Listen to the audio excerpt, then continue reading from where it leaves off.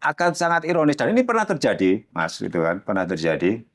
Salah satu calon kepala daerah kena OTT, ya kena OTT, kita tangkap, kita tahan.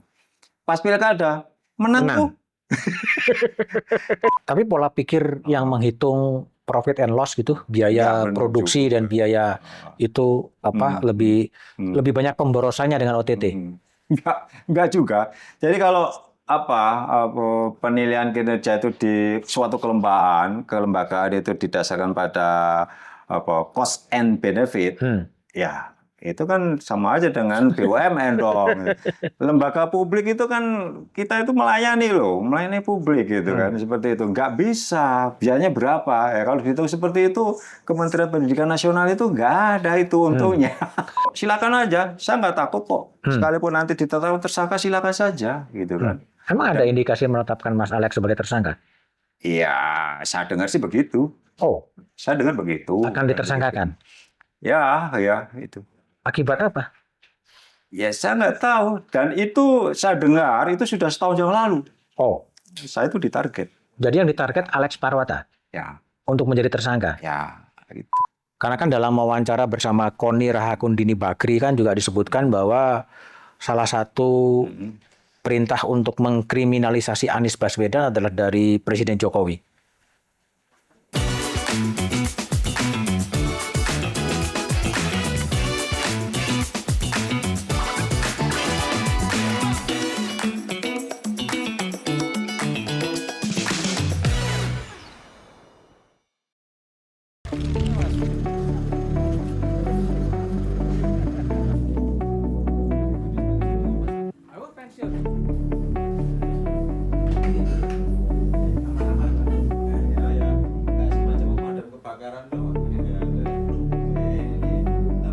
Oke, jumpa lagi di Back to BDM untuk omong-omong soal politik dan hukum. Mudah-mudahan memberikan pencerahan pada Anda semua, bukan malah menyesatkan. Kalau kita bicara soal dunia korupsi di Indonesia, mungkin orang agak gamang, agak ragu-ragu gitu. Di tengah selesainya fit and proper test oleh Komisi 3 DPR terhadap Komisioner KPK, banyak orang bertanya-tanya masa depan Komisi Pemberantasan Korupsi karena salah seorang pimpinan KPK mengatakan kalau terpilih kemudian akan menghentikan apa yang sering disebut media sebagai operasi tangkap tangan. Tapi entah apa yang terjadi ketika pelantikan belum terjadi, justru terjadi tangkap tangan terhadap Gubernur Bengkulu. Sekarang saya sedang bersama dengan sosok Wakil Ketua KPK Alexander Marwata yang di bulan-bulan terakhir ya, karena Pak Alex itu sudah 9 tahun berada di KPK dan 20 Desember 2024 akan mengakhiri tugasnya sebagai Wakil Ketua KPK. Pak Alex, ini sebulan menjelang berakhir. Anda senang? Anda sedih? Atau gimana? Yang pertama pasti senang. Senang ya? Ketika pertama kali masuk, ya saya berharap itu pada saat mengakhiri tugas, ya itu selesai dengan selamat. Ya, seperti itu kan. Harapan saya kan seperti itu. Dan tentu sedih karena saya sudah declare, ya. Tentu Mas Budiman dan mungkin juga banyak yang sudah mendengar ketika rapat dengar pendapat dengan Komisi 3 DPR, saya mendeklar. Saya gagal memberantas korupsi. Dengan tentu ada kriteria sendiri ke saya kan. Kalau kita lihat dari indeks persepsi korupsi misalnya, kan jelas itu menunjukkan penurunan. Kan ya ketika di periode pertama saya ketika tahun 2019 berakhir itu 40 loh. 40. Persepsi korupsi kan ada penaikan lah secara. Sekarang 34. Sekarang kembali di posisi 34 ketika pertama kali saya masuk di KPK. Ya kan kemunduran juga kan. Nah, dari situ kan kita bisa menilai gagah dalam pemberantasan korupsi dan itu juga terkonfirmasi dari berbagai pihak ya. Yang saya temui ya sekarang orang udah nggak takut lagi kan dengan KPK kan. Dan ya faktanya beberapa yang sudah ditersangkakan KPK lolos lewat pra-peradilan. Kan seperti itu kan. Jadi sekarang banyak cara kan orang untuk menghindar dari jerat korupsi. Ya, entah bagaimana caranya, saya sendiri juga tahu. Kecurigaan ada, tentu kan, tetapi kan harus dibuktikan. Tetapi fakta seperti itu, ya. Jadi saya sangat prihatin, ya, selama 9 tahun di KPK, ya saya merasa ya seolah-olah saya buang-buang waktu saja. Buang-buang waktu. Kalau dilihat dari itu kan, dan itu saya sampaikan secara terbuka kok gitu kan, ya udah silakan bapak-bapak menilai sendiri kan. Ya, bagi saya itu kalau bapak-bapak merasa KPK itu mengganggu kenyamanan ya birokrasi atau ya hal-hal yang lain, silakan aja. Kalau memang nggak dibutuhkan, bubarkan saja. Kalau atau merasa ke aparat penegak hukum yang lain sudah bisa ya mengatasi persoalan korupsi, karena latar belakang pendirian KPK salah satunya kan itu aparat penegak hukum yang ada waktu itu dianggap belum optimal ya dalam pemberantasan korupsi, maka dibentuklah KPK. Ya kalau masyarakat terus pemerintah DPR menganggap sekarang kejaksaan kepolisian sudah bisa bekerja dengan baik, ya silakan kan begitu kan benar seperti itu.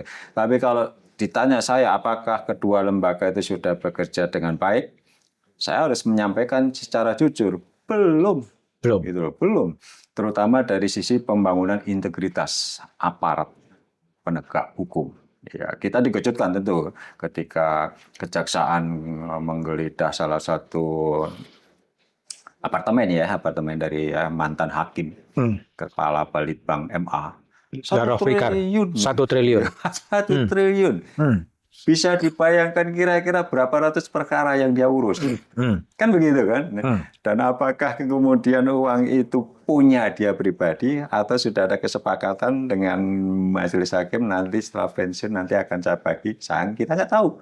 Kan begitu kan? Informasi terakhir katanya dia lupa siapa yang ngasih dan dalam perkara apa, dari berapa ratus perkara itu. Saya belum bisa membayangkan, mungkin dia akan pasang badan. Itu kan itu sering terjadi, di perkara korupsi di KPK pun ada beberapa tersangka itu dia pasang badan. Kan gitu. Mas Alek, dengan pernyataan Mas Alek yang gagal, Mas Alek menyerah untuk memberantas korupsi di negeri ini? Iya, karena tinggal 1 bulan lagi selesai urusan saya secara normatif kan memang harus selesai. Ya. Tapi setelah ini kemana? Saya sampaikan ke ya kawan-kawan, ya termasuk ke pegiat korupsi. Ya saya setelah ini juga pastinya nggak akan jauh-jauh juga dari persoalan itu. Misalnya ketika ada yang minta saya untuk sharing menjadi narasumber, saya dengan senang hati akan bersedia. Seperti itu. Tetapi kalau untuk yang secara formal harus misalnya ada yang nawarin, coba Pak Alek daftar jadi hakim ad hoc tipikor di MA, saya sampaikan saya sudah nggak mau. Saya sudah tidak mau terlibat dalam birokrasi. Ya, kecuali itu tadi kan ada komitmen tinggi dari pimpinan tertinggi negara. Ya, karena biar bagaimanapun sekalipun KPK itu independen dari sisi kelembagaan, tetap saja kita harus ada koordinasi kan dengan presiden misalnya. Ya, dia selaku kepala negara, bukan kepala pemerintahan. Selaku kepala negara, ya, dia yang harusnya mengorkestrasi ya, upaya pemberantasan korupsi baik dari sisi pencegahan maupun dari sisi penindakan.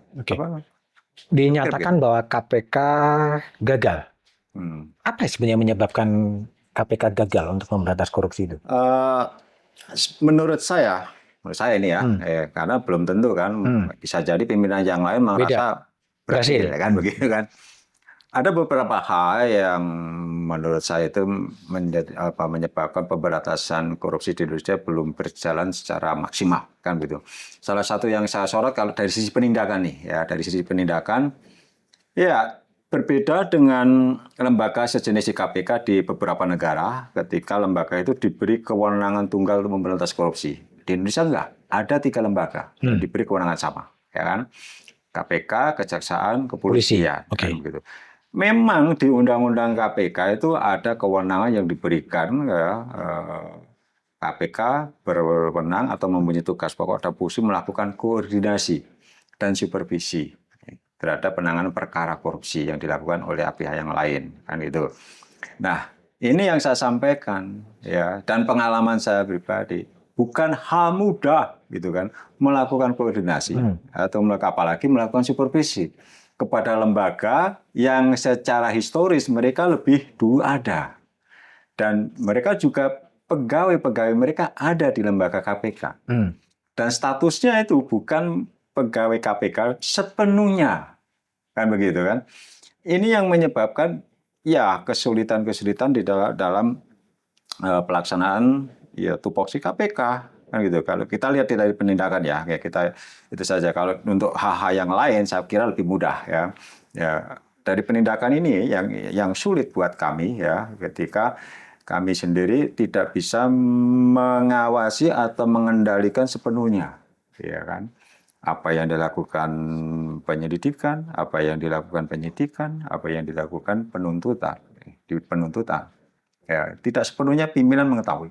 Ya, makanya kalau ada yang bilang pimpinan itu sekarang gampang diintervensi, ya, atau KPK lah. Kalau bicara KPK gampang diintervensi kan mata masyarakat seolah-olah menyorot ke pimpinan karena yang diberi kewenangan undang-undang itu kan pimpinan. Tapi faktanya jauh lebih sulit orang itu mengintervensi pimpinan, ya, karena pimpinan ada 5, gitu kan. 1 orang diintervensi, ya, gitu kan. Masih ada 4 orang, ya, 2 orang diintervensi, masih ada 3 orang, kan gitu kan. Ya, kalau pengambilan putusan pasti menang yang 3. Gitu. Dan rasanya ketika ada pimpinan diintervensi, dan intervensi itu misalnya dengan memberikan sejumlah uang, nggak akan mungkin pimpinan itu akan ngomong ke pimpinan yang lain, tolong dong ini jangan perkara ini karena menyangkut ini. Ya, itu hampir tidak mungkin. Dan selama 9 tahun nggak pernah saya itu diminta oleh pimpinan yang lain kan untuk mengenyampingkan perkara. Faktanya seperti itu. Nah, jauh lebih mudah ketika intervensi itu langsung ke penyelidik, langsung ke penyidik, langsung ke direktur, ya kan? Mereka punya otoritas, ya kan? Direktur menentukan, ya kan? Apakah perkara ini cukup bukti untuk naik penyidikan, kan gitu. Direktur penyidikan punya kewenangan, ya, untuk menentukan saksi-saksi yang dipanggil, kan begitu. Secara berjenjang seperti itu. Sebetulnya perkara itu sampai pimpinan, ya, itu ketika di kedeputian penindakan itu sudah firm mereka, ya, sudah firm sehingga ketika disampaikan pimpinan udah nggak ada lagi perdebatan. Gitu. Mereka sudah menemukan cukup alat bukti, dipaparkan. Penyidik, jaksa silakan menyampaikan. Semua diberi kewenangan untuk menyampaikan pendapat. Dan dalam banyak hal itu nggak lama ekspos ke pimpinan itu. Ya kalau faktanya seperti itu, nggak mungkin juga pimpinan akan ngomong kan, ini nggak cukup buktinya. Lah, jaksa penyidik aja bilang cukup, kan gitu kan. Hampir pasti 99% itu ketika perkara itu naik ke pimpinan, itu pasti disetujui. Naik, gitu kan. Tersangkanya siapa? Udah. Cukup alat buktinya, gitu kan. Tapi kita nggak tahu, ya. Dari perkara yang naik itu di bawah itu prosesnya seperti apa? Apakah ada pihak lain yang terlibat tetapi kemudian dikesampingkan? Bisa saja kan? Apakah ada saksi-saksi yang kemudian itu tidak dipanggil seharusnya dipanggil? Ya, kita kan nggak ngerti. Karena itu informasi itu nggak sampai pimpinan. Kan begitu. Jadi kekuatan kalau di konteks analisa kekuatan justru munculnya di pegawai ya? Oh ya, pegawai. Betul. Gitu. Tidak hanya di penindakan, di pencegahan pun itu, atau di deputi pendidikan, itu otoritas untuk melaksanakan tugas dan pelaksanaan itu mereka. Memang pimpinan diberi laporan, ya kan, pelaksanaan pekerjaan. Jadi tiap awal tahun itu kan ada kontrak kinerja, Mas. Setiap deputi ada kontrak kinerja. Misalnya deputi penindakan 120 perkara, mereka yang harus kejar. Deputi pencegahan, demikian juga berapa kajian perkara korupsi yang harus dilakukan atau kajian sistem, itu mereka punya kontrak kinerja. Dan itu yang mereka laporkan kan, dan diawasi oleh Dewas. Dewas kan itu kan melakukan evaluasi terhadap capaian kinerja pimpinan. Pimpinan minta ke para staf. Udah begitu saja. Jadi kalau Mas Alek mengatakan gagal memberantas korupsi, yang patut dipersalahkan siapa sebetulnya? Ya, koordinasi itu saya pikir nggak ada yang salah satu orang yang salah itu nggak. Tetapi saya melihat begini, kita belum satu persepsi, ya, kita belum satu frekuensi di antara pemangku kepentingan, kan begitu. Jadi salah siapa? Ya kita semua lah, gitu kan. Rakyat salah nggak? Ya ikut salah juga. Kalian memilih pimpinan nggak benar kok. Iya, coba kan. Gitu kan. Kalian kan terima sogokan juga kan, ketika pilih pimpinan itu. Ya, artinya kan itu menjadi akar persoalan. Ketika kita memilih pemimpin kepala daerah misalnya, nanti besok itu akan ada pilkada.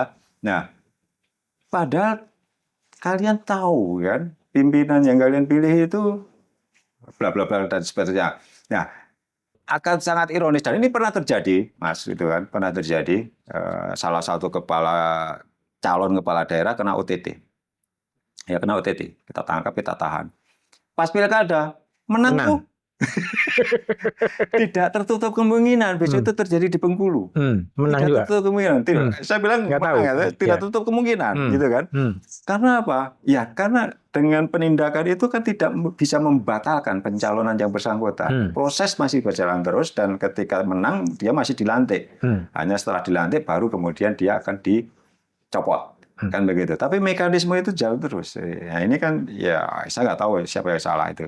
Ya, jadi masyarakat juga ikut bertanggung jawab, ya kan? Dia birokrasi, apalagi aparat penegak hukum lebih lagi, kan begitu kan? Ya. Karena ketika penegakan hukum berjalan dengan tidak baik, masyarakat juga ngapain gitu kan? Apalagi ada yang ya beberapa pihak mengatakan dengan uang kita bisa beli putusan kok. Dan faktanya memang ada begitu seperti itu kan. Dengan uang perkara bisa dihentikan. Ya ternyata bisa juga. Nah, terus gimana? Jadi memang persoalan kita kompleks ya dalam pemberantasan korupsi dan saya pikir ya itu tadi dari presiden harus ada komitmen tinggi dan ya dalam beberapa kesempatan apalagi ketika pelantikan presiden baru Pak Prabowo dia secara tegas menyampaikan kan apa yang menjadi persoalan berat bangsa salah satunya kan korupsi ya ada persekongkolan penguasa dan pengusaha busuk disebut di situ. Nah, artinya apa? Saya melihat begini Mas, itu kan. Kalau Pak Presiden atau Presiden Prabowo dalam hal ini dia sudah menyampaikan persoalan besar yang ada di bangsa ini, ya. Artinya paling tidak ada dong harapan dari kita, ya gitu kan, bahwa dia punya komitmen untuk menyelesaikan masalah itu, kan begitu. Jadi nggak hanya ngomong tentang persoalan korupsi, tetapi dia menyadari, ya, ada persoalan besar ini negara ini menyangkut korupsi, ya. Nah, kita berharap nih langkah Bapak Presiden untuk menyelesaikan persoalan korupsi itu bagaimana, kan begitu.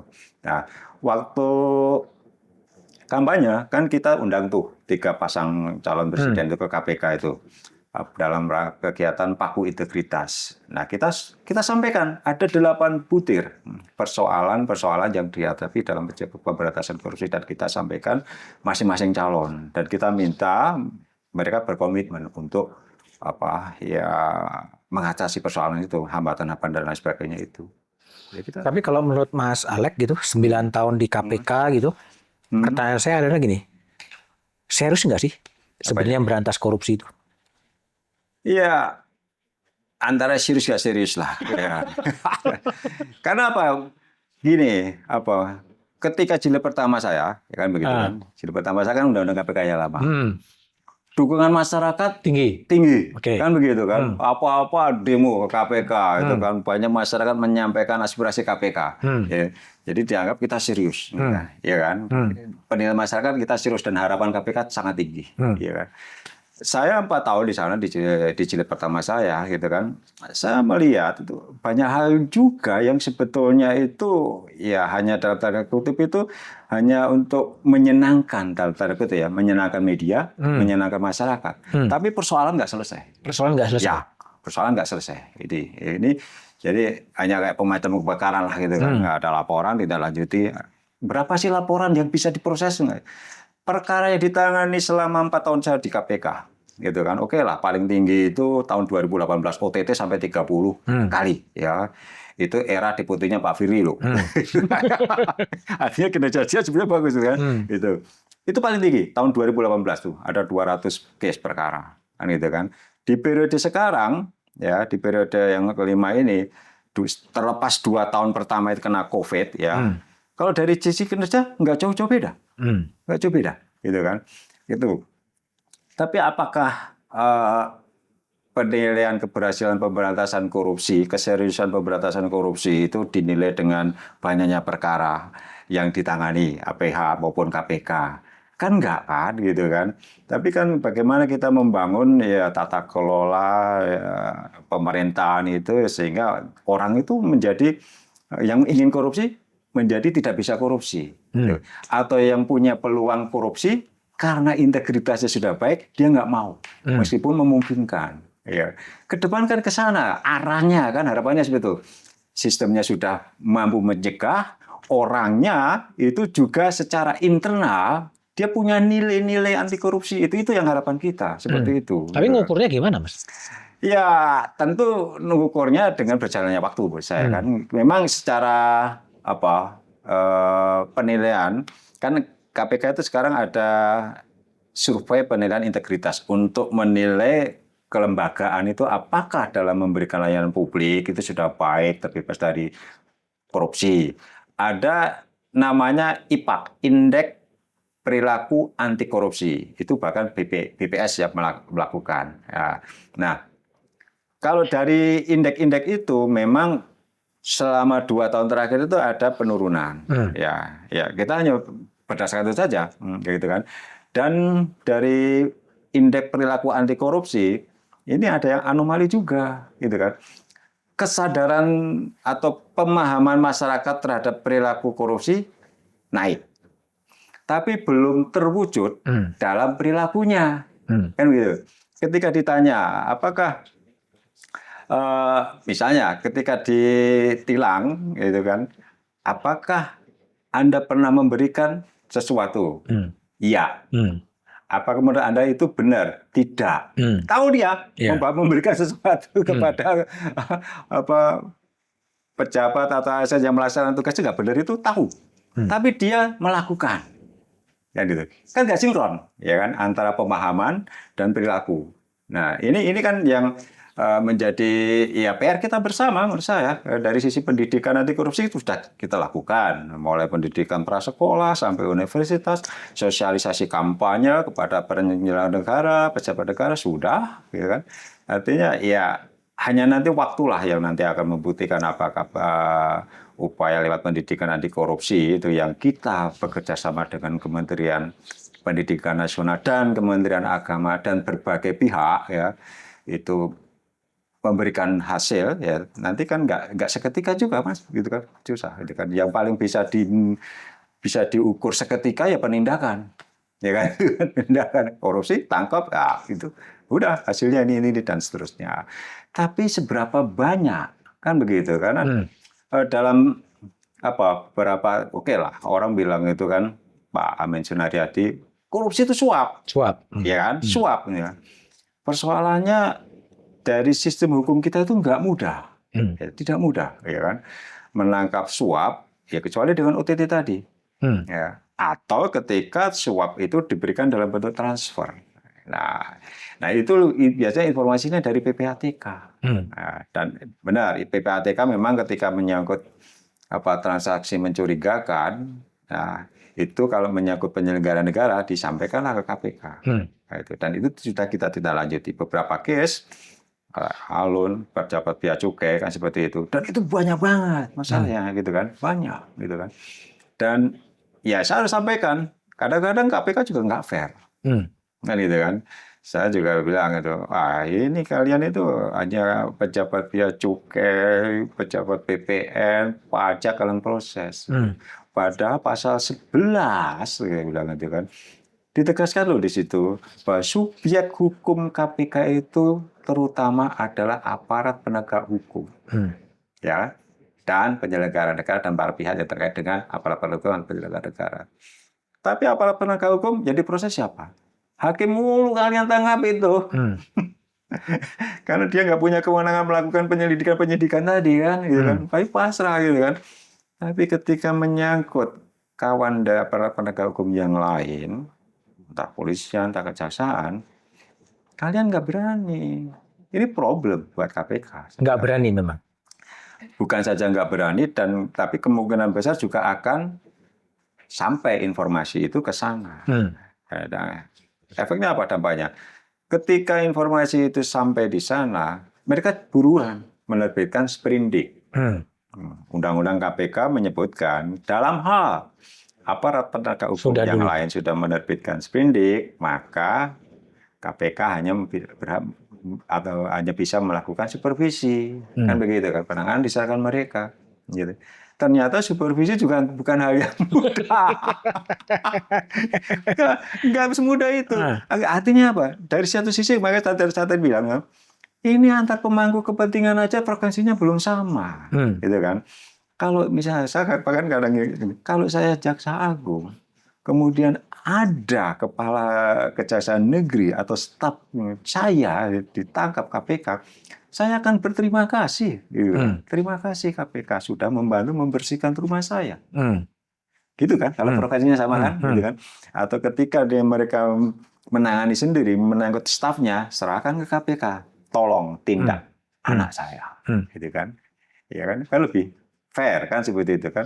Tapi ini kan enggak, itu kan. Bahkan ketika KPK menangkap ketua pengadilan tinggi ya, itu Bonto atau mana itu kan terakhir itu kan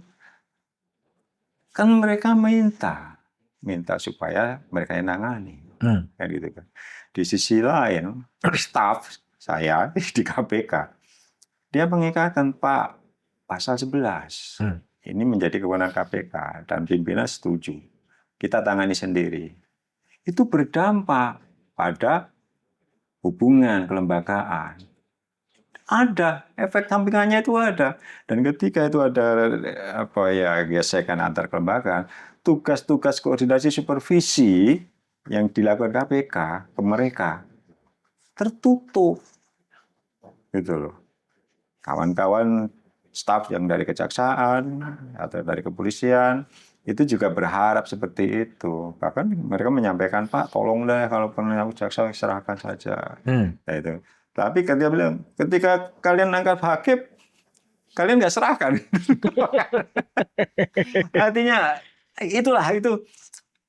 Saya melihat hal itu ya akhirnya saya ambil kesimpulan, kita memang belum sepakat, ya kan, bahwa korupsi itu menjadi persoalan kita bersama. Belum ada kesepakatan itu ya, besar gitu. Itu. Tapi kalau konteksnya sekarang kan Pak Prabowo kan luar biasa. Oh iya, makanya itu tadi. Soal itu. Nah itu dia, makanya saya bilang kan pidato pelantikan, terus kemudian memberikan arahan kepada jajaran aparat di daerah dan termasuk Forkompimda ya kemarin di Sentul itu sampaikan benar itu kan.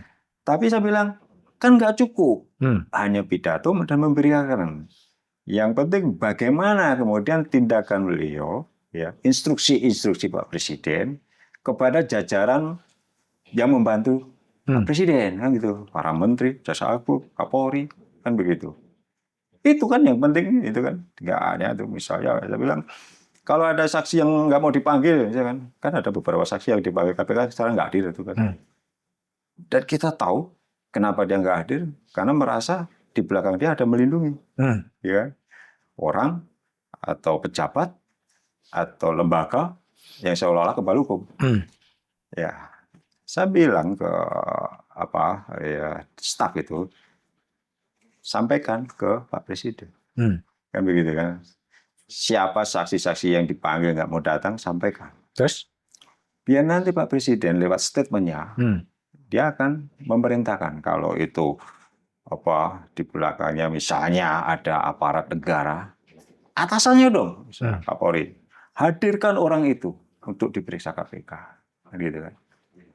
Omong kosong Mas, KPK dengan gagah berani kemudian akan turun ke daerah mencari orang-orang itu, dan ketika kita tahu nanti yang akan kita hadapi siapa, gitu. Itu persoalannya. Jadi kalau publik berharap terlalu besar pada KPK, harapan yang salah sebenarnya. Oh, salah. Skala besar. Jangan Skala saya besar. sampaikan. Apalagi berharap pada pimpinan, ya. Aku bilang gitu kan. Iya, pimpinan terpilih malaikat sekalipun, wah, nggak doyan duit, udah bener itu kan. Kalau staf di bawahnya itu nggak berintegritas, nggak bisa ngawasin dia sepenuhnya, nggak bisa. Atau taruhlah KPK sepenuhnya bekerja integritas semuanya itu kan. Tetapi tanpa dukungan dari pihak-pihak yang lain, stakeholder yang lain, ya kita hanya jadi pemadam kebakaran aja, udah nggak selesai. Apalagi KPK kan hanya ada di Jakarta, Mas, gitu kan. Baik undang-undang kita nggak bisa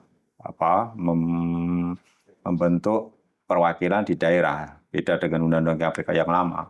Jadi KPK sekarang hanya berada di ibu kota provinsi. Kalau terkait dengan penanganan perkara di daerah, ya diharapkan kita bersinergi tadi itu, gitu loh. Biar ditangani oleh aparat di daerah.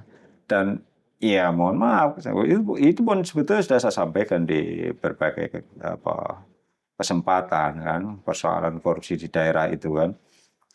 Bukan aparat penegak hukum di daerah itu nggak tahu. Bukan nggak tahu loh, orang begitu masif korupsinya itu gitu loh. Tahu gitu loh. Persoalannya kan kenapa mereka nggak bertindak, kan begitu. Iya kan? Kenapa? Kenapa mereka nggak bertindak? Saya pernah menyoroti itu kan. Apakah karena mereka terikat dalam Forkompimda, Forum Koordinasi Pimpinan Daerah ya. Dan ya memang ada sih beberapa itu yang mendapat fasilitas dari Pemda, ada kan, entah dalam bentuk mobil dinas, mungkin atau rumah dinas ada gitu kan. Apakah seperti itu kemudian mereka sungkan?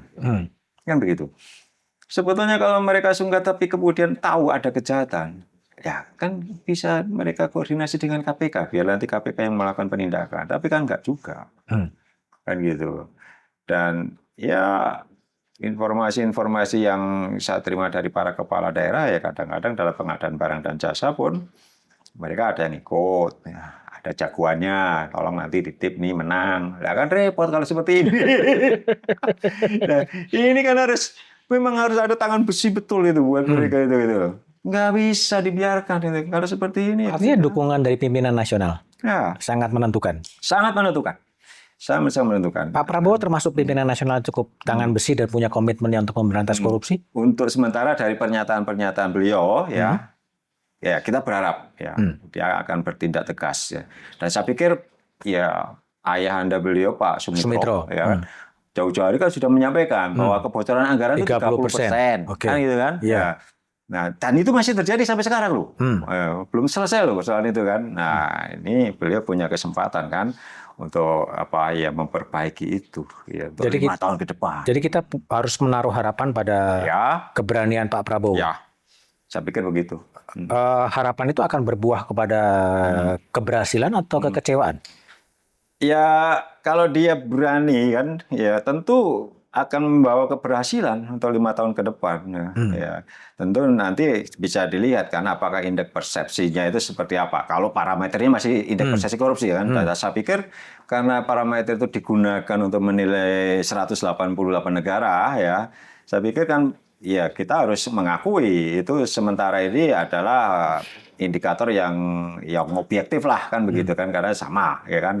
Nah, tinggal dilihat aja nanti ya selama 5 tahun ke depan apakah ada perbaikan-perbaikan di dalam pemberantasan korupsi itu. Apakah ada perbaikan terkait dengan layanan publik pada masyarakat dan lain sebagainya itu enggak kita lihat saja.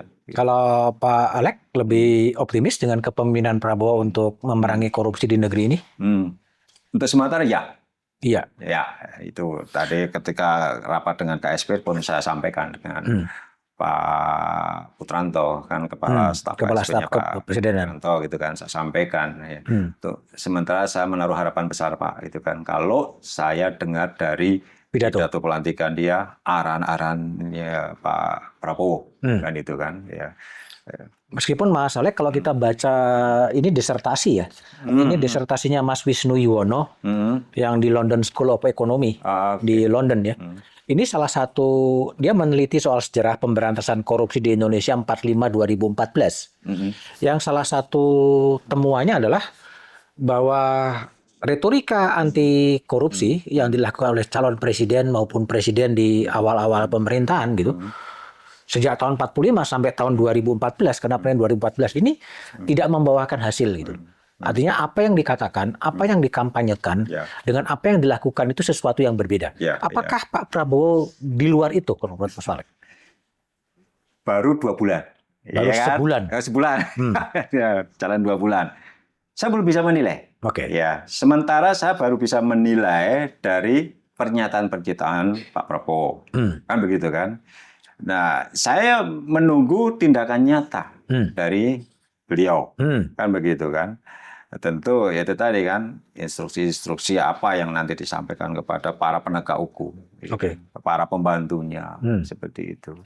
Tindakan nyata apa yang bisa memberikan harapan kepada publik bahwa Pak Prabowo Subianto ini serius untuk melakukan pemberantasan korupsi?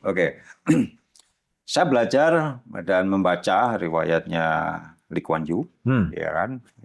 Lee Kuan Yew itu ketika pertama kali dia berhasil mengalahkan partai pemenang sebelumnya, partai penguasa sebelumnya apa, dan kemudian dia menjadi Perdana Menteri, apa sih yang dia lakukan? Pertama kali membangun institusi yang mempunyai kewenangan khusus dalam pemberantasan korupsi, CPIB. CPIB. Ya. Sebelum dia, CPIB itu di bawah kayak baris krimnya lah, kepolisian. Kemudian ditarik keluar, kemudian ditambah orangnya, ditambah anggarannya, ditambah kewenangannya, karena dia pengen serius dan itu dilakukan konsisten, gitu kan.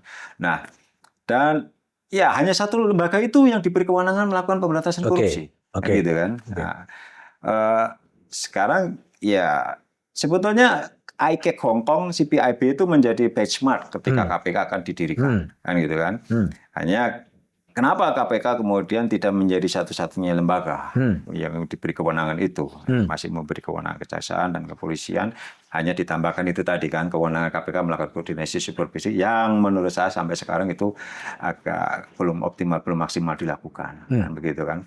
Nah, saya tadi saya sampaikan ke Pak Putranto itu, alangkah ya kalau dia bikin penguatan itu kan, ya, alangkah baiknya kalau dari sisi pernyataan atau sisi perintah atau entah itu instruksi presiden, itu dia sampaikan bahwa apabila perkara korupsi itu melibatkan aparat penegak hukum, ya harus KPK yang menangani.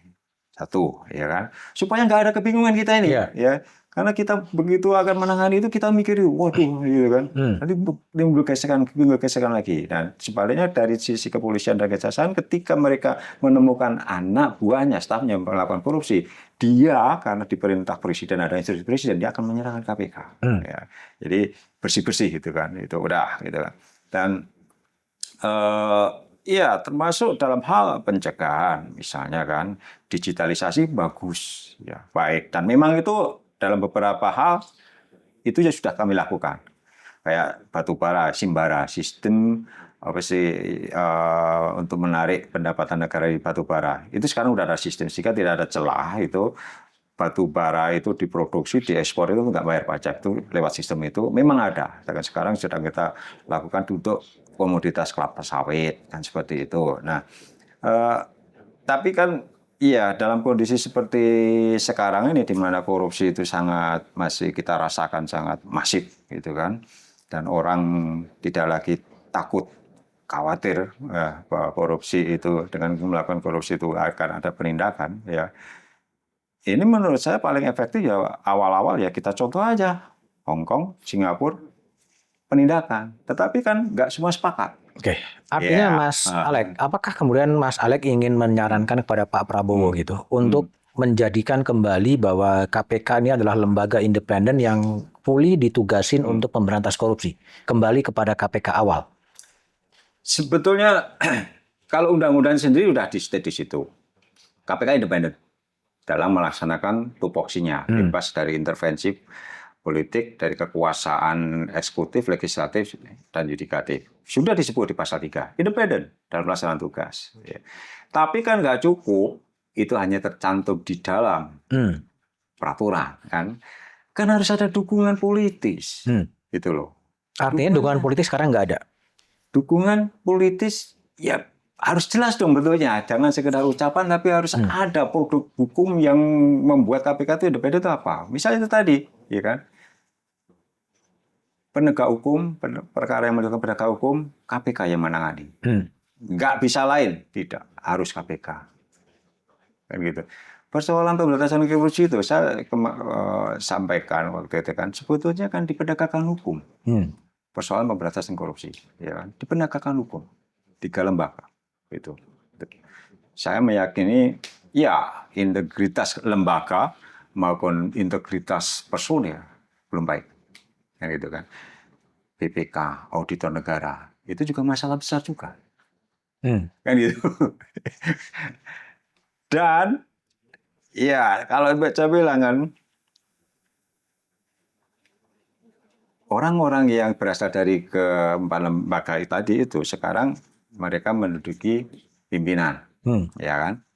Ya terlepas dari pilihan Komisi 3, Komisi DPR dan sebagainya, entah dengan pertimbangan apapun, mungkin dengan pertimbangan supaya nanti baru bisa berkoordinasi dengan instansi lembaga asalnya menjadi lebih baik, ya mungkin itu pertimbangan. Tetapi saya menilai, ya sepertinya ya nggak mungkin.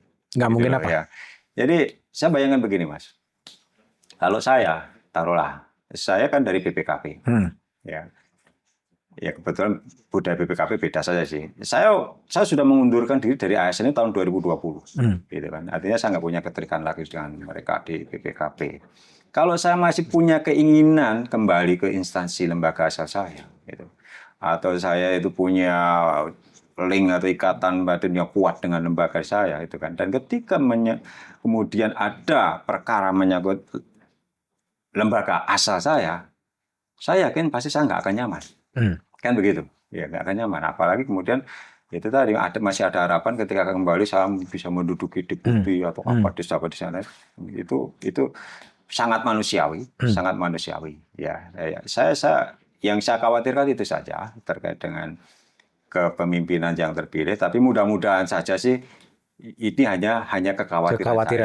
Ya, hanya kekhawatiran. Tapi kalau Mas Alek lihat dengan komposisi kepemimpinan KPK yang ada sekarang, yang semuanya didominasi aparat penegak hukum, hakim, jaksa, polisi, BPK, ya bahkan di Dewas pun hanya ada 1 orang representasi masyarakat sipil kan? Ya, betul. Ini pertama kalinya dalam sejarah KPK tidak ada unsur di luar APH. Ini memang terobosan baru ya bagi DPR gitu. Ya saya lihat sih, saya juga kaget juga ketika yang muncul. Dan ya apalagi kemudian mendengar ketika fit and proper test ya, ya seolah-olah kan ya ingin mengambil hati lah, yang namanya fit and proper test pasti mengambil hati kan gitu kan. Tapi kembali lagi saya masih punya harapan ya. Nah, kenapa saya masih punya harapan? Taruhlah misalnya begini, dia boleh menjanjikan hal-hal yang baik, yang menyenangkan ya buat supaya terpilih. Tapi ketika yang bersangkutan terpilih, sebetulnya nggak dipenuhi juga nggak ada persoalan, kan gitu kan? Mereka nggak bisa memberhentikan pimpinan KPK loh, kecuali kalau pimpinan itu melanggar kode etik atau melanggar pidana, kan seperti itu kan? Kita nggak bisa diberhentikan. Nah itulah independensinya KPK itu sebetulnya di situ. Bahkan even presiden juga nggak bisa memberhentikan atau mengganti tanpa alasan. Nah, saya masih punya harapan, ya mudah-mudahan ya harapan saya nggak harapan atau nggak pepesan kosong gitu kan.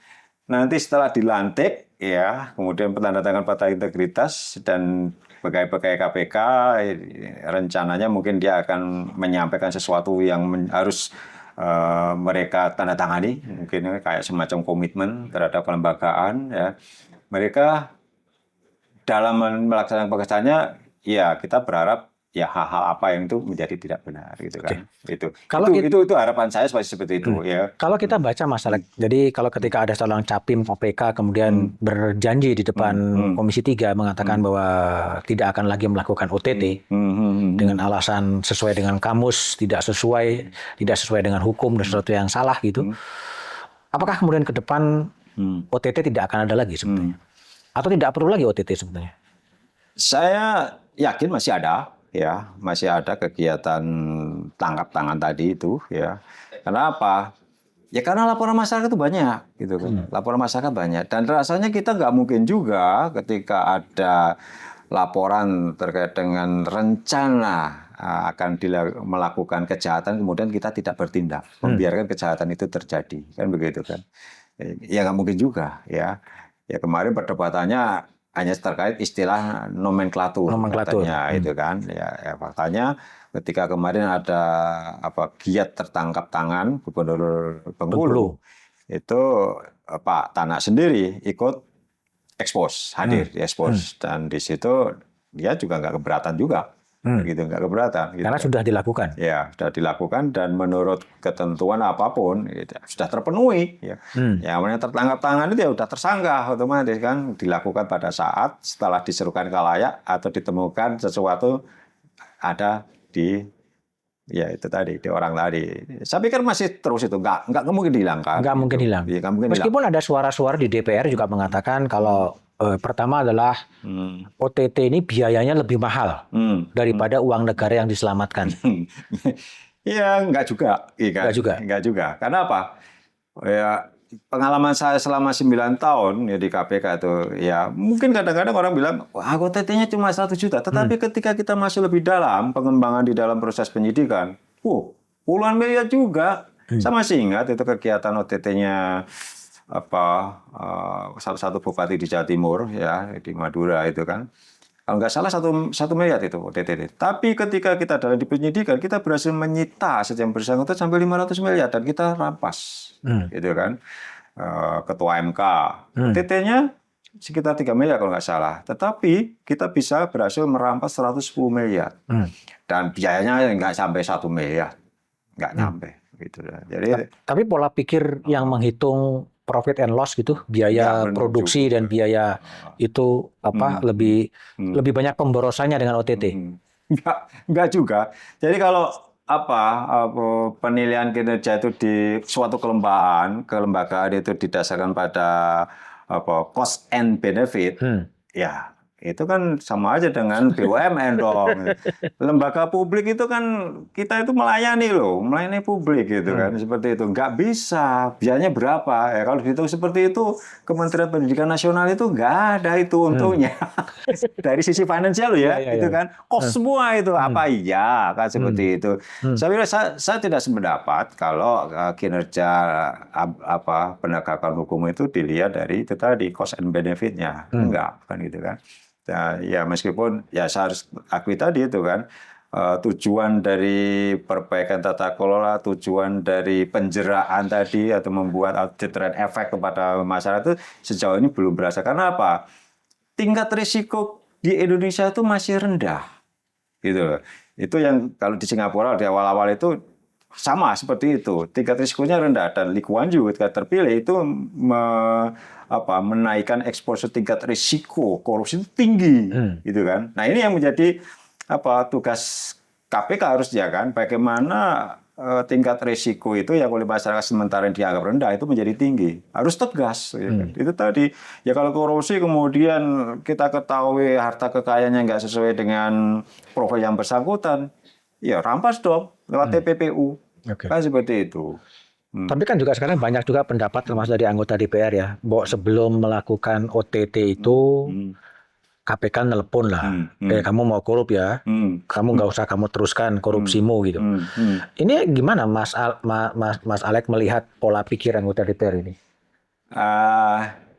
Apakah kalau dengan cara menelpon itu kemudian mereka akan menghentikan?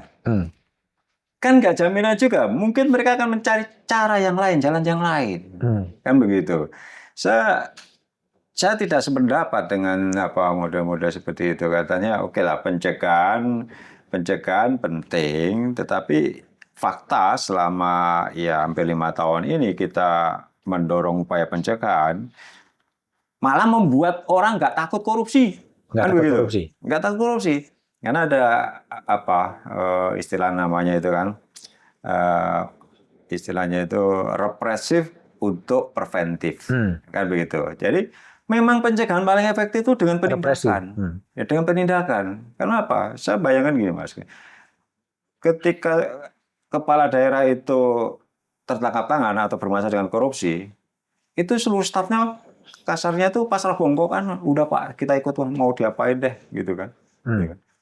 Diperbaiki tata kelolanya jalan. Tapi kalau ya hanya sebatas buat pencegahan, perbaikan, faktanya nggak hanya jalan. apa ya hanya ya pencitraan lah. Oke. Kan ada beberapa kepala daerah yang pencitraan itu. Kan gitu. Tapi juga ada anggapan Mas, termasuk juga yang di Bengkulu ya, bahwa sebetulnya lebih banyak bermuatan politik terhadap Gubernur Bengkulu yang ditangkap. Gimana? Perkara Gubernur Bengkulu itu dilakukan penyelidikan itu sudah bulan Mei kalau nggak salah, Mei atau Juni. Mei. Ya, tahun ini. Itu berdasarkan informasi dari masyarakat bahwa ada penggalangan yang dilakukan oleh waktu itu mungkin masih gubernur gitu kan, bahwa dia akan mencalonkan diri dan dia butuh dukungan dan dia memerintahkan masing-masing kepala OPD ya, itu untuk menggalang dukungan itu ya. Salah satunya dengan itu tadi kan membayar iuran dan lain sebagainya dengan pemotongan dan sebagainya. Itu sudah disampaikan ya lewat rapat-rapat gubernur terang-terangan menyampaikan minta dukungan dan lain sebagainya itu. Artinya apa? Sebetulnya itu udah lama, bukan 2 hari menjelang pilkada baru kita tindak. Enggak, informasi itu udah lama. Dan informan yang menginformasikan itu terus berkomunikasi terus. Kenapa baru kemarin? Karena informannya mengetahui dengan persis, karena orang dalam pasti informannya itu dari orang dalam. Mengetahui dengan persis bahwa akan ada penyerahan duit. Gitu loh. Makanya kita buru-buru kirim tim ke sana dan kita monitor. Gitu. Jadi bukan tidak mungkin informannya juga mempunyai motif politik dalam konteks pilkada. Kita dalam menerima informasi, kita tidak pernah mengecek kamu partainya apa, warnanya apa. Enggak. Ya, pengalaman saya seperti itu. Jadi kita hampir enggak peduli dengan warna dari seorang kepala daerah atau tokoh politik, kita enggak peduli. Apakah ada yang memanfaatkan? Bisa jadi. Bisa jadi. Nah, gitu, bisa jadi, ya kan. Apakah kemudian itu diketahui? Ya, saya pernah itu kan di jilid pertama saya itu kan, itu belakangan setelah kita tindak baru menyadari sialan kita dimanfaatkan, kan gitu kan? Itu bisa terjadi. Bisa terjadi. Ya, bisa terjadi. Bayangkan aja Mas itu kan. Dan ini beberapa kali ketika melakukan sosialisasi dengan para kepala daerah itu kan, saya sampaikan bupati wakil bupati itu kan pasangannya kan dipaksa, ya kan? Belum tentu mereka sepakat karena kepentingan partai politik. Kawin kan? paksa. Ya kan? Paksa itu. Iya. Bisa jadi kan wakil ini juga pengen juga jadi kepala daerah. Apalagi kemudian dalam perjalanannya, wakilnya tahu ini bupatinya nggak beres dan tahu cara bermainnya. Dia melaporkannya lewat orang ke KPK, misalnya. Kita kan nggak peduli sepanjang laporan itu disertai barang bukti, alat bukti, kan gitu. Tinggal kita tindak. Begitu gubernur kena, naik kan dia. Kan seperti itu, gitu kan. Tapi itu bisa jadi. Tapi apakah saya selama 9 tahun itu pernah ya diminta atau untuk menangani perkara ini dan sebagainya? Saya nggak pernah tuh, gitu kan. Kalau di bawah saya nggak tahu. Karena apa? Laporan masyarakat itu tidak kepimpinan. Tidak kepimpinan, ya. Tapi ke Dumas ada yang menangani dan mereka melakukan telaah. Dan ketika itu dari hasil telaah itu ada indikasi dugaan kuat terjadi tindak pidana korupsi, dia akan limpahkan ke penindakan. Kan begitu. Melakukan melalui penyelidikan, penuntutan. Mekanismenya seperti itu. Gitu. Jadi apakah staf yang menerima laporan kan belum jadi pejabat. Saya pikir mereka juga nggak sampai sejauh itu berpikirnya. Enggak ya. Jadi karena ini hanya berdekatan dengan pilkada besok, orang jadi menduga-duga. Dugaan saya kan seperti itu. Tapi saya pastikan pimpinan saya, Pak Nawawi, Pak Tanak nggak pernah. Nggak pernah melihat warna dari orang atau calon tersangka itu enggak. Tapi setelah Bengkulu kemudian ditangkap, kabarnya juga banyak laporan-laporan yang masuk dengan jenis. Saya beberapa kali menerima WA ya dari nomor yang saya nggak tahu, ya, itu kan. Dia menyampaikan di daerah dia. Ya, konon katanya malam ini akan ada istilahnya itu apa gitu kan. Ya itu dia sebut tadi kan secara masif, terstruktur dan sistematis gitu kan. Ya itu tadi. Cuma kadang-kadang soalnya begini Mas, kalau apa terkait dengan money politik itu ya. Harus kita pastikan karena kan kejahatan pemilu itu kan bukan domainnya KPK ya, menjadi domainnya KPK ketika ada pemanfaatan uang negara, itu kan, termasuk ya uang negara termasuk uang pegawai kan, pemotongan honor dan penghasilan itu kan termasuk dari uang negara juga kan, pemerasan gitu kan. Nah, bagaimana kalau yang akan bagi-bagi duit itu menggunakan uang pribadi? Kita nggak bisa, Mas. Saya pernah mendapatkan laporan, laporan lewat dia nih. Palek, ini ada calon kepala daerah nganter duit ya ke salah satu partai. Dipoto, Mas, itu. Foto duitnya. Kemudian ketika sampai ke partai, kantor partai itu dan diterima oleh sekjennya, uangnya di atas meja, ya, difoto dan itu disampaikan. Ya. Saya bilang terus, saya sempat diskusi dengan staf, gimana? Waduh Pak, itu baru calon Pak, dan itu pengusaha, itu kan pengusaha. Kita nggak bisa, bukan domain kita. Nggak ada kepentingannya uang negara di situ. Gitu. Dia juga belum penyelenggara negara. Waduh, kalau seperti ini kan konyol kita itu kan. Saya waktu itu pengen berpikir progresif. Gitu kan. Nah, partai itu kan melahirkan para penyelenggara negara. Iya kan? Iya kan? Kenapa pengurus partai itu nggak bisa kita kita anggap sebagai penyelenggara negara? Ya, biar aja nanti hakim yang menentukan, kan begitu kan? Kita perluas pemahaman penyelenggara negara. Itu termasuk di dalamnya ya itu tadi kan. Partai kan yang melahirkan penyelenggara negara. Ya pengurusnya iya dong. Gitu kan. Tapi nggak diterima. Ternyata nggak mudah juga. Kita analogi seperti itu nggak mudah juga gitu. Tapi yang sering dipandang oleh publik, Mas Alek, adalah langkah-langkah penyelidikan atau pemeriksaan saksi-saksi oleh KPK itu sangat bermuatan politik gitu. Bisa jadi juga, iya kan? Saya bilang bisa jadi juga. Saya pernah dikomplain ya oleh salah satu anggota DPR. Dia bilang, gila KPK, gue lagi kampanye dipanggil. Ya kan habis kan? Karena apa? Orang berpikir itu kalau sudah dipanggil KPK itu pasti punya masalah, kan gitu kan? Saya bilang nggak benar juga cara seperti ini, gitu kan? Dan ya, konon katanya cerita dia juga, kita bayar paling itu, mau bayar kita supaya nggak dipanggil, kan banyak lagi, gitu kan? Bener enggaknya saya nggak tahu, ya kan? Mana dong? Laporin dong. Wah, maaf Pak, bosok nggak tahu gitu kan? Kalau seperti itu kan nggak mungkin ada buktinya, gitu. Nggak, artinya kadang-kadang KPK tuh kadang-kadang meriksa Formula E, kadang-kadang meriksa APBD Jawa Timur gitu, dan semuanya ditafsirkan secara politik. Ini sebagai sebuah langkah-langkah politik. Gimana, Mas Andi lihat? Kita murni kan, kembali lagi kan, penegakan hukum itu di KPK itu sebetulnya sudah sangat transparan secara internal, gitu kan. Ketika penyelidik itu, yang jelas nggak mungkin KPK itu memaksakan itu kan, karena biar bagaimanapun mereka yang nanti akan mengerjakan, gitu kan. Penyelidik bekerja independen, ya, sampai dengan direktur yang kontrol, yang mengendalikan kualitasnya direktur. Kita nggak tahu instruksi perintah direkturnya seperti apa, ya kan. Ketika mereka itu menyampaikan sudah cukup bukti, ya, terkait dengan terjadinya peristiwa pidana, dengan alat bukti yang cukup dan siapa calon tersangka, mereka akan mengusulkan ke pimpinan untuk expose. Nah, di dalam forum expose itu hadir di situ penyelidiknya, satgasnya, kemudian penyidiknya nanti kalau dilimpahkan yang akan menangani itu, dan juga jaksa penuntut umum. Meskipun di dalam proses penyelidikan itu mereka sudah terlibat juga.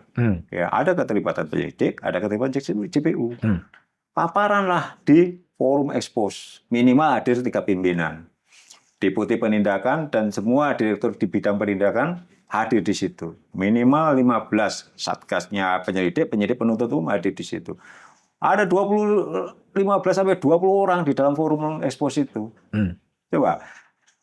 Kemudian dia paparan. Taruhlah misalnya pimpinan kenal dengan orang yang menjadi target.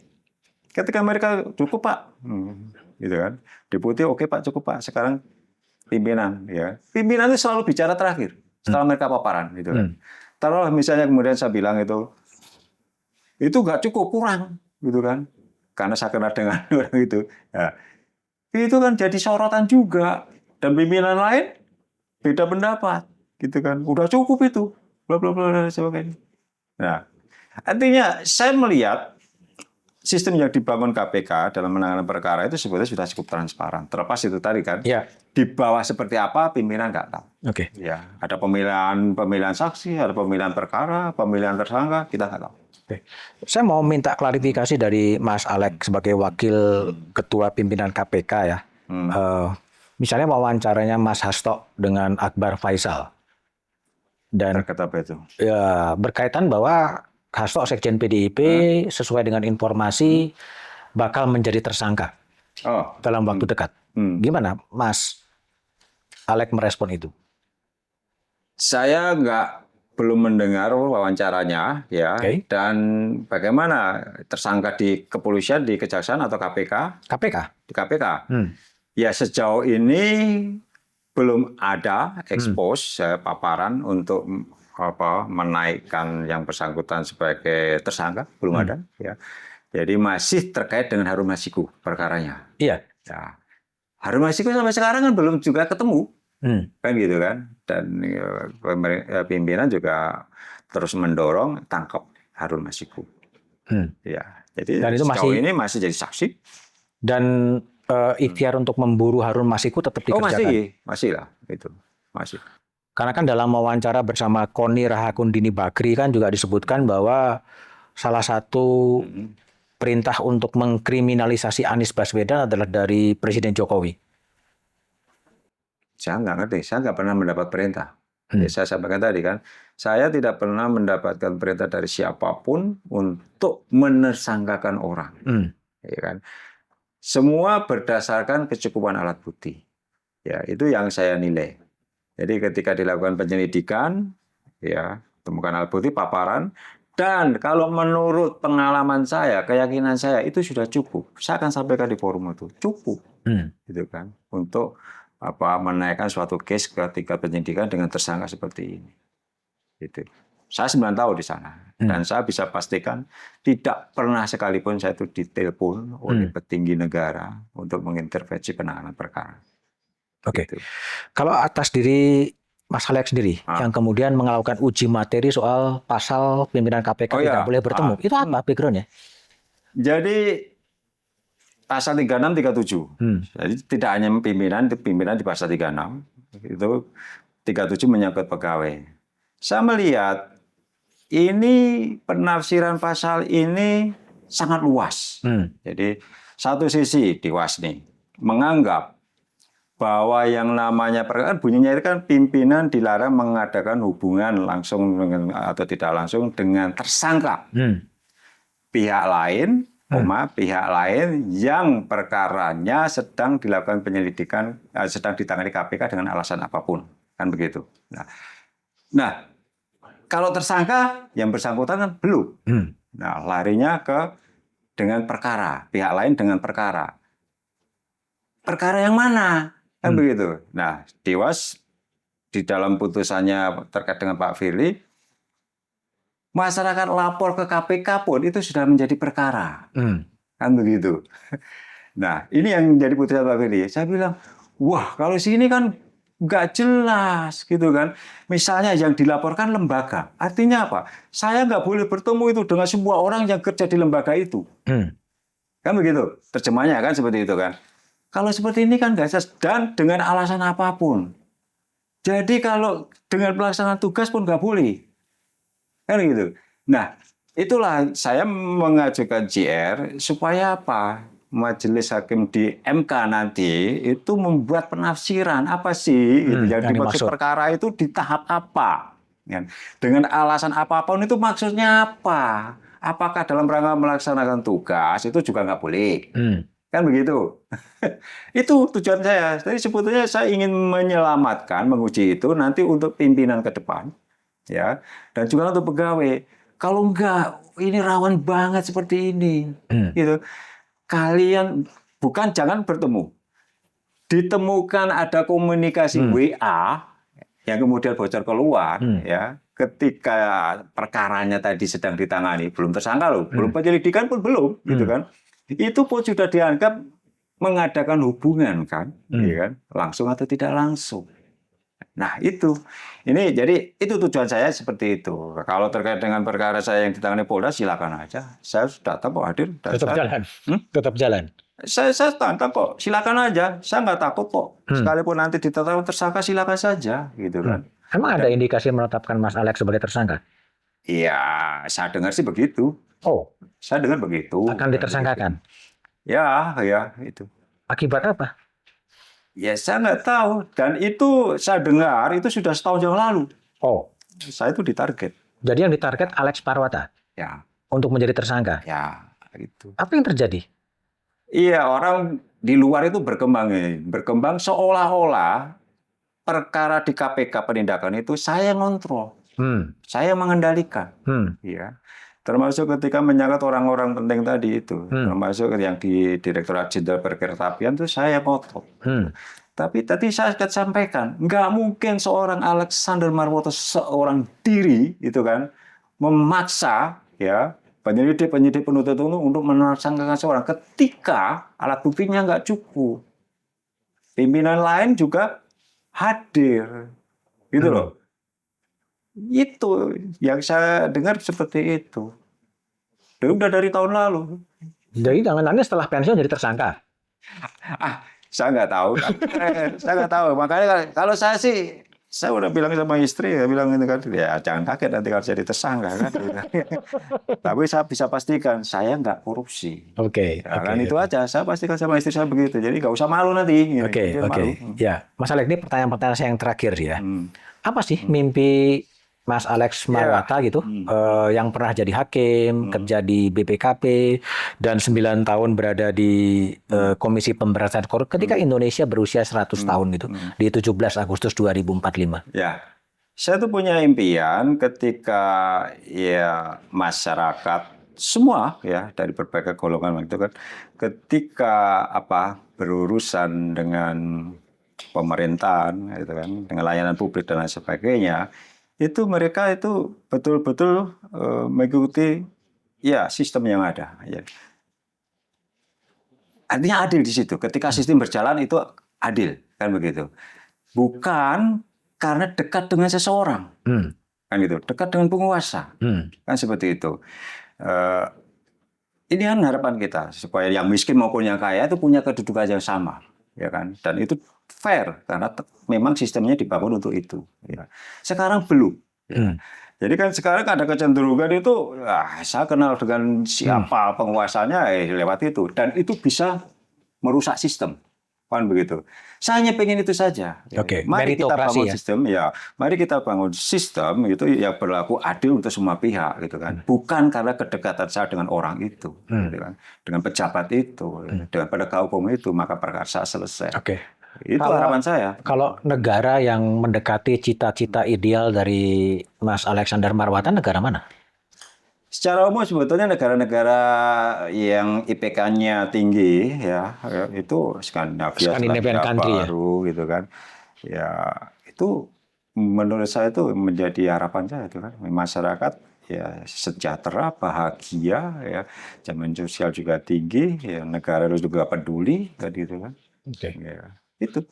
Kalau masalah yang ada di Indonesia yang menyebabkan bangsa ini agak susah untuk bergerak maju, menurut refleksi dari Mas Alex apa?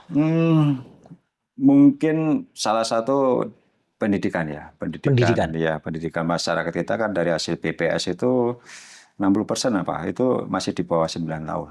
Ya, artinya SMP nggak lulus. Ya. Ini tentu ada hubungan langsung menurut saya dengan persoalan dengan kesadaran hukum dan lain sebagainya tadi kan. Ya, ada terus kemudian permisif terhadap perilaku-perilaku penyimpangan itu. Saya pikir pendidikan itu yang harus menjadi fokus pemerintah, dan ya presiden kan dengan makan siang gratis kan ingin menaikkan ya level pendidikan masyarakat kita menjadi lebih baik gitu kan. Dan memang butuh waktu, tentu ya, bukan sesuatu yang instan, tetapi butuh waktu dan komitmen kita bersama, Mas. Komitmen kita bersama. Gitu.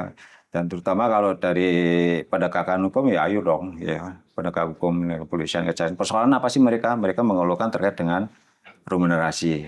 Dan saya pikir sekarang remunerasi paling tinggi di Kemenkeu. Dan saya sudah sampaikan itu, perbaiki remunerasi penegak hukum. Ya kan? Jangan sampai mereka mengeluh ya, kekurangan penghasilan, ya, kemudian dia memanfaatkan kewenangan dan jabatan, rusak semua tata kelola dan sistem yang kita bangun. Kalau penegakan hukumnya membeli atau lemah seperti itu. Kalau pemimpin, Mas, dari luar negeri maupun di dalam negeri yang menjadi idola atau menjadi panutan dari Mas Alex Marwata, siapa tuh? Setelah saya baca-baca dan saya ikutin, Lee Kuan Yew. Lee Kuan Yew. Iya. Kenapa Lee? Iya, itu tadi dia membangun disiplin. Dia punya betul-betul punya visi ke depan. Singapura akan dibangun seperti apa, dan dia tahu bagaimana menuju ke sana. Ya, dia bangun tata kelola pemerintahan yang bersih. Dia yakinkan, dia pastikan masyarakat bahwa negara akan memberikan perlakuan yang sama kepada semua negara, itu kan. Dan dia lakukan secara konsisten itu. Jadi, dan terbukti dari kampung nelayan miskin jadi pusat keuangan global. Indonesia mungkin menuju ke situ? Kenapa tidak? Kan gitu. Harus optimis kan, kita katanya harus optimis ya. Apalagi kemudian kalau pidatonya Pak Prabowo, aran-aran beliau ke semua pejabat pemerintahan, kemudian diikuti dengan tindakan nyata, kan gitu. Harus optimis lah, gitu. Oke, Mas Alex, matur nuwun ya. Itulah obrolan saya dengan Alexander Marwata yang 9 tahun berada di Komisi Pemberantasan Korupsi dan bulan Desember akan pensiun. Ya, tetap akan berkecimpung di sosialisasi anti korupsi. Dan ada pesan juga bahwa ya berantas korupsi kadang serius, kadang juga enggak serius gitu kan. Dan membutuhkan sebuah kerja bersama dari masyarakat untuk menciptakan Indonesia yang bersih. Silakan like, share, dan komen agar kanal ini terus berkembang. Matur nuwun, Mas Alex. Sami-sami. Terima kasih, Mas Burhan. Ya, salam.